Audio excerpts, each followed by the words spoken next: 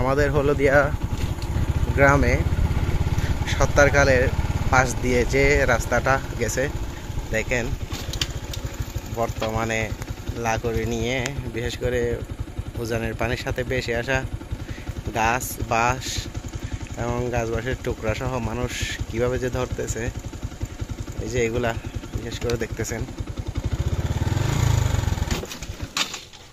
তো দেখেন পানি স্রোত,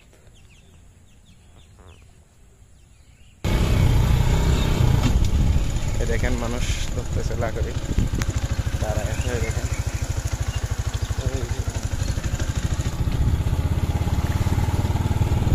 কি সুন্দর গ্রামের বৈচিত্র্য।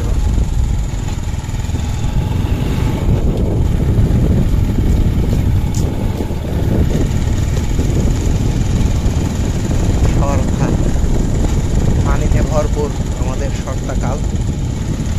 হায় হায়, কিভাবে মানুষ কিভাবে জীবিকার সংগ্রহ করে, জীবিকা নির্বাহ করে, এটাই এর একটা জ্বলন্ত উদাহরণ।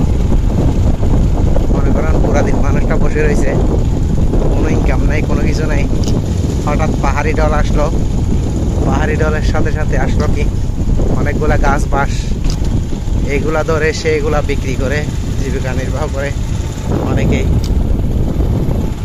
আসলে সত্যি সুন্দর আমাদের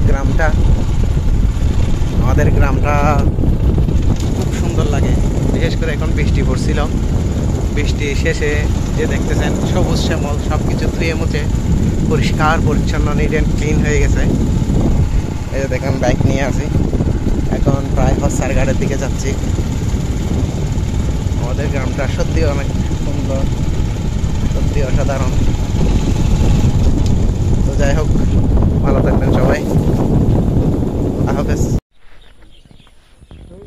সত্তরকালের বর্তমান দৃশ্য, বর্ষায় উজানের পানি